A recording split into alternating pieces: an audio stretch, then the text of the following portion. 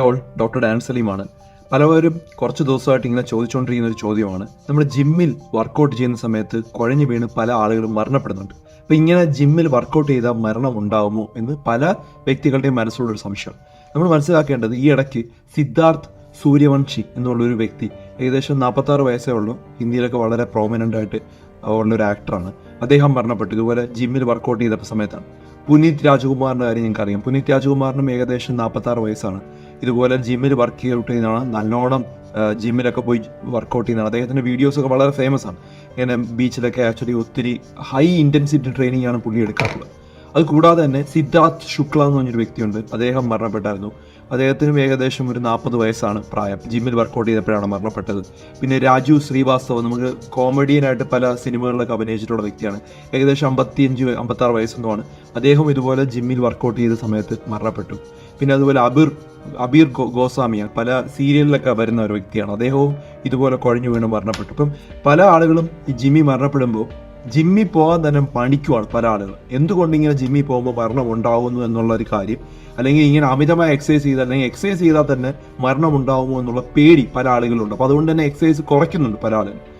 ഒരു ലോകത്ത് പല ഇങ്ങനെ ഇതിനെക്കുറിച്ചുള്ള പഠനങ്ങൾ നല്ലോണം നടന്നിട്ടുണ്ട്. ചെറിയ ആളുകളൊന്നും, ലക്ഷക്കണക്കിന് ആളുള്ള സ്റ്റഡീസ് നടത്തിയിട്ടുണ്ട്. ഈ സ്റ്റഡീസിൽ പ്രൂവൻ ചെയ്തേക്കുന്നത്, നമ്മൾ ഒരു ദിവസം 3000 സ്റ്റെപ്പ് എങ്കിലും നടക്കുകയാണെങ്കിൽ നമുക്ക് ഹാർട്ട് റിസ്ക്, അല്ലെങ്കിൽ ഹാർട്ട് ഡിസീസ്, അല്ലെങ്കിൽ ഹാർട്ട് അറ്റാക്ക് വരാനുള്ള സാധ്യത 15 മുതൽ 20% കുറയുമെന്നാണ്.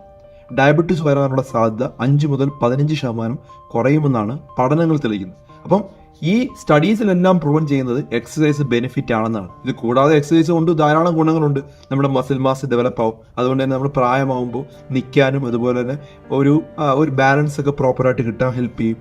പിന്നെ അതുപോലെ തന്നെ നമ്മുടെ സ്കിന്നിന് നല്ലതാണ്.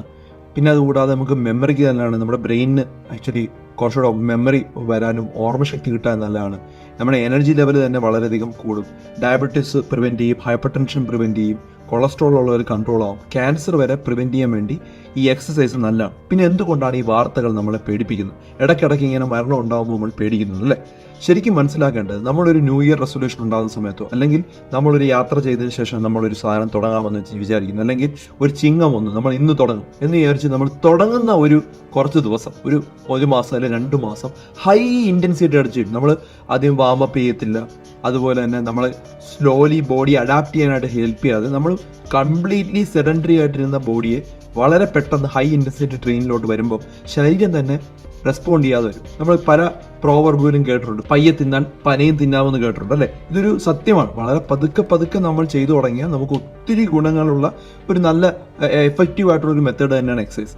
ഈ ഹൈ ഇൻറ്റൻസിറ്റി ട്രെയിനിങ് ചെയ്യുവാണെങ്കിൽ തന്നെ, ഹൈ ഇൻറ്റൻസിറ്റി എന്ന് പറഞ്ഞാൽ വളരെ പെട്ടെന്ന് ഹാർട്ട് റേറ്റ് കൂട്ടുന്നു, അതിനുശേഷം കാം ഡൗൺ ആവുന്നു, വീണ്ടും ഹൈ ഇൻറ്റൻസിറ്റി. അത് ചെയ്യുന്നുണ്ടെന്നും കുഴപ്പമില്ല, പക്ഷെ അത് പതുക്കെ നമ്മുടെ ബോഡിയെ അഡാപ്റ്റ് ചെയ്തുകൊണ്ട് മാത്രമേ ആ ലെവലിലോട്ട് എത്താവൂ എന്നുള്ളത് വ്യക്തമായി മനസ്സിലാക്കിയിരിക്കണം. അപ്പോൾ പലപ്പോഴും നമ്മൾ ഈ റെസൊല്യൂഷനൊക്കെ എടുത്ത്, അല്ലെങ്കിൽ ഇന്ന് തൊട്ട് തുടങ്ങിക്കൊള്ളാന്ന് വളരെ അഗ്രസീവായിട്ട് ചെയ്യാറുണ്ട്. പിന്നെ ഇത് കൂടാതെ ഈ മരണപ്പെട്ട പല ആക്ടേഴ്സിനും എല്ലാം അവരുടെ ലൈഫ് സ്റ്റൈൽ വളരെ മോശമാണ്. ആക്ച്വലി സ്മോക്ക് ചെയ്യുന്ന ആളുകളുണ്ട്. അതുപോലെ തന്നെ എപ്പോഴും പിസ്സ, ബർഗർ പാർട്ടീസിൽ കൂടെ അറ്റൻഡ് ചെയ്ത് അത്തരത്തിൽ ജങ്ക് ഫുഡ്സ് കഴിക്കുന്ന ഒത്തിരി ആളുകളുണ്ട്. അതൊക്കെ വളരെ നെഗറ്റീവായിട്ടാണ് നമ്മുടെ ശരീരത്തിൽ ഉണ്ടാകുന്നത് അല്ലേ? പൊണ്ണത്തടി, അല്ലെ വയറിന് ചുറ്റുമുള്ള വണ്ണം, ഇതെല്ലാം നമുക്ക് ഹാർട്ട് അറ്റാക്ക് ഉണ്ടാകാനുള്ള സാധ്യത വളരെ കൂടുതലാണ്. ഇപ്പോൾ ജങ്ക് ഫുഡ്സ് ഒരു വലിയ പ്രശ്നമാണ്. Sedentary life style, full time ഇരിക്കുന്ന ഒരു വ്യക്തിയാണ്, സഡനായിട്ട് പെട്ടെന്ന് പോയി എക്സസൈസ് എടുക്കുമ്പോൾ ഒരു പ്രശ്നമാണ്. അതുപോലെ തന്നെ കൊളസ്ട്രോൾ പോലുള്ള അസുഖങ്ങൾ സ്ഥിരമായിട്ടുണ്ടെങ്കിൽ ഒരു പ്രോബ്ലമാണ്. പിന്നെ സ്മോക്കിംഗ്, ഇവർക്കെല്ലാം സ്ട്രെസ്സ് കൂടുതലാണ്. പല വ്യക്തികളും ഇതിൻ്റെ അകത്ത് രാജു ശ്രീവാസ്തവ ഒക്കെ ഒത്തിരി സ്മോക്ക് ചെയ്യുന്ന വ്യക്തിയാണെന്നാണ് അറിയാൻ കഴിഞ്ഞത്. അപ്പോൾ അവർക്കൊക്കെ ഹാർട്ടിന് ഓൾറെഡി പ്രോബ്ലം കാണും, പെട്ടെന്ന് ഒരു എക്സസൈസ് ചെയ്യുന്ന സമയത്ത് അതൊരു പ്രോബ്ലമായിട്ട് വരാറുണ്ട്. ഇത് കൂടാതെ നമ്മൾ മനസ്സിലാക്കേണ്ടത്, ഇപ്പം നമ്മൾ വിചാരിക്കും നമുക്കപ്പോൾ എക്സസൈസ് ചെയ്താൽ പ്രശ്നമുണ്ടോ? നിങ്ങൾ ഉറപ്പായിട്ടും എക്സസൈസ് ചെയ്തിരിക്കണം. ഒരു 20 മിനിറ്റ് മുതൽ 30 മിനിറ്റ് അത്യാവശ്യം നല്ലൊരു മോഡറേറ്റ് എക്സസൈസ് തന്നെയാണ് ചെയ്യേണ്ടത്. അപ്പോൾ ഇതിനു മുമ്പ് നമുക്ക് ഇങ്ങനെ പ്രശ്നങ്ങൾ വരാൻ സാധ്യത ഉണ്ടോ എന്ന് അറിയാൻ വേണ്ടി നമുക്ക് ചെയ്തു നോക്കാൻ പറ്റുന്ന കുറച്ച് ടെസ്റ്റ് എന്ന് പറഞ്ഞാൽ, നമുക്ക് വേണമെങ്കിൽ ഒരു TMD ചെയ്ത് നോക്കാം, ട്രെഡ്മിൽ ടെസ്റ്റാണ്. അല്ലെങ്കിൽ ഒരു എക്കോ ചെയ്ത് നോക്കാം, ഹാർട്ടിന് എന്തെങ്കിലും അബ്നോർമാലിറ്റി ഉണ്ട്. ചില ഹാർട്ട് ഇച്ചിരി വലുതായിട്ടിരിക്കും. അപ്പോൾ ആ ഹാർട്ടിനൊക്കെ എക്സസൈസ് ചെയ്ത പ്രശ്നമാണ്. അതിന് നമ്മൾ ഡയറേറ്റഡ് കാർഡിയോമയോപ്പതി എന്ന് പറയും. ചിലപ്പോൾ ഹൈപ്പർട്രോഫിക്, ചില HOCM എന്നുള്ള ഹൈപ്പർട്രോഫിക് ആയിട്ടുള്ള ഹാർട്ട് ഉണ്ടാകുന്ന ആൾക്കാരുണ്ട്. അതൊക്കെ നമുക്ക് എക്കോ ചെയ്താൽ കണ്ടുപിടിക്കാൻ പറ്റും. ഇനി ECGക്ക് അത് താള പ്രശ്നമുണ്ടോ, നമുക്കറിയാം ചില ആളുകളുടെ ഹാർട്ട് റേറ്റ് വളരെ വേഗത്തിൽ 160 180 കടന്ന് പെട്ടെന്ന് പോകും, പ്രത്യേകിച്ച് കാരണമില്ലാതെ. അതൊക്കെയാണ് അരിത്മിയ എന്ന് പറയുന്നത്. ഈ അരിത്മിയ പ്രോബ്ലം ഉള്ള ആളുകളാണോ എന്നൊക്കെ നമുക്ക് തിരിച്ചറിയാനായിട്ട് കഴിയും. ഇതൊക്കെ നമ്മൾ ടെസ്റ്റ് ചെയ്താൽ ഒരു 80% നമുക്ക് തിരിച്ചറിയാനായിട്ട് കഴിയും. എന്നിട്ട് നമുക്ക് ചെയ്യാൻ പറ്റുന്നത്, നമ്മൾ എക്സസൈസ് ചെയ്യുന്ന സമയത്ത് എന്തെങ്കിലും കാരണവശാൽ ഒരു തലകറക്കം പോലെ വരിക, കണ്ണിൽ ഇരുട്ട് കയറുന്ന പോലെ വരിക, ബാലൻസ് പോകുന്ന പോലെ തോന്നുക, പെട്ടെന്ന് ക്ഷീണം ഉണ്ടാകുക, അതുപോലെ പെട്ടെന്ന് ഹൃദയമിടിപ്പ് വളരെ ഹൈ ആവുക അല്ലെങ്കിൽ വളരെ ലോ ആവുക, ഇതെല്ലാം ഡേഞ്ചറസ് ആയിട്ടുള്ള സൈൻസ് ആണ്. അല്ലെങ്കിൽ നമ്മുടെ ഒരു അല്പം നടക്കുമ്പോൾ തന്നെ കിതപ്പുണ്ടാവുക, ഇതെല്ലാം ഡേഞ്ചറസ് സൈനാണ്. ഇത് ഏതെങ്കിലും ഉണ്ടെങ്കിൽ ഉറപ്പ് തന്നെ അപ്പം തന്നെ നമ്മൾ എക്സസൈസ് നിർത്തിയിട്ട് എന്ത് ചെയ്യണം, നമ്മൾ ഡോക്ടറിനെ പോയി ഒരു കാർഡിയോളജിസ്റ്റിനെ കണ്ട് കംപ്ലീറ്റ് ചെക്കപ്പ് ചെയ്തിട്ട് വേണമേ ബാക്കി ചെയ്യാം.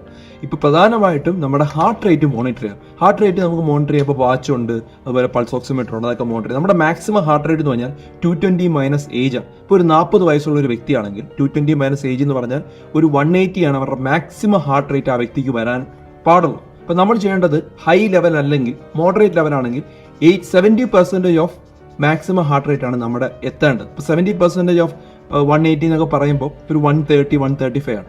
അതാണ് നമ്മൾ മോഡറേറ്റ് എക്സസൈസിൽ നമ്മൾ എക്സസൈസ് ചെയ്യുന്ന സമയത്ത് നമ്മുടെ ഹാർട്ട് റേറ്റ് നിൽക്കേണ്ട ലെവൽ എന്ന് പറഞ്ഞാൽ ഒരു 130 to 135. അങ്ങനെ ചെയ്താൽ ഒരു പ്രശ്നവും ഉണ്ടായില്ല. നമ്മൾ ഈ ഹൈ ഇൻറ്റൻസിറ്റി ചെയ്യുകയാണ്. അതുപോലെ പല ആളുകളും ബോഡി ബിൽഡ് ചെയ്യാൻ വേണ്ടി പ്രോട്ടീൻ പൗഡറും അതുപോലെ ചില പൗഡേഴ്സൊക്കെ അവർ കലക്കി കൊടുക്കും. പ്രത്യേകിച്ച് ജിമ്മിൽ നിന്ന് തന്നെ കൊടുക്കാറുണ്ട്. നല്ല ബോഡി വരാനും അതുപോലെ ഒരു ലുക്ക് വരാനായിട്ട് അവർ ചെയ്യാറുണ്ട്. പല ആളുകളും അത് ഉപയോഗിക്കുന്നുണ്ട്. ഒത്തിരി ആളുകൾ എനിക്ക് തന്നെ മെസ്സേജ് അയക്കാറുണ്ട് ഉപയോഗിക്കുന്നില്ല എന്ന് പല ആളുകളും കമൻറ്റ് ചെയ്യും. പക്ഷേ ഉപയോഗിക്കുന്ന ഒത്തിരി വ്യക്തികളെ എനിക്കറിയാം. അപ്പോൾ ആ വ്യക്തികൾക്ക് അതിൻ്റെ പാർശ്വഫലങ്ങളും ഇതുപോലുള്ള പ്രത്യേകിച്ചും സ്റ്റീറോയിഡ് അമിതമായി ഉപയോഗിച്ച് കഴിഞ്ഞാൽ ഹാർട്ടിനുണ്ടാവുന്ന വീക്ക്നെസ്സും കാരണം ഇതുപോലെ മരണം ഉണ്ടാവും. അപ്പോൾ നമ്മൾ മനസ്സിലാക്കേണ്ടത് എക്സസൈസ് കൊണ്ട് ഒരിക്കലും മരണം ഉണ്ടാകുന്നില്ല. തിരിച്ചാണ്, എക്സസൈസ് കാരണം മരണം പ്രിവെന്റ് ചെയ്യുകയാണ് എന്ന് ലക്ഷക്കണക്കിന് പഠനങ്ങളുണ്ട്. അതിനകത്ത് 1-2 ആൾക്കാരെ വെച്ചിട്ടുള്ള പഠനങ്ങളല്ല, ലക്ഷക്കണക്കിന് ആൾക്കാരെ ഇൻക്ലൂഡ് ചെയ്തിട്ടുള്ള പഠനങ്ങളാണ് പലതിനകത്തും പറയുന്നത്. എക്സസൈസ് ഹാർട്ട് ഡിസീസും ഹാർട്ട് അറ്റാക്കും എല്ലാം പ്രിവെന്റ് ചെയ്യുമെന്ന് തന്നെയാണ്. ഹൈ ഇൻറ്റൻസിറ്റി ട്രെയിൻ ചെയ്യുവാണെങ്കിൽ വളരെ സ്ലോ ആയിട്ട് ബോഡിയെ ബിൽഡ് ചെയ്ത് പോവുക. സ്ട്രക്ചറൽ അബ്നോർമാലിറ്റീസ് ഒന്നും ഹാർട്ടിന് ഇല്ല എന്നുള്ള ഉറപ്പ് വരുത്തേണ്ടതാണ്. പിന്നെ അതുപോലെ sedentary life style, smoking, junk food പോലുള്ള സാധനങ്ങൾ ഒഴിവാക്കിക്കൊണ്ട് എക്സസൈസ് ചെയ്യുക. ഉറക്കം ഒരു പ്രധാന ഫാക്ടറാണ്. അമിതമായി എക്സസൈസ് ചെയ്യുന്ന ഒരു വ്യക്തി ബോഡിക്ക് റെസ്റ്റ് വേണം. അതുകൊണ്ട് തന്നെ നല്ലോണം ഉറങ്ങണം.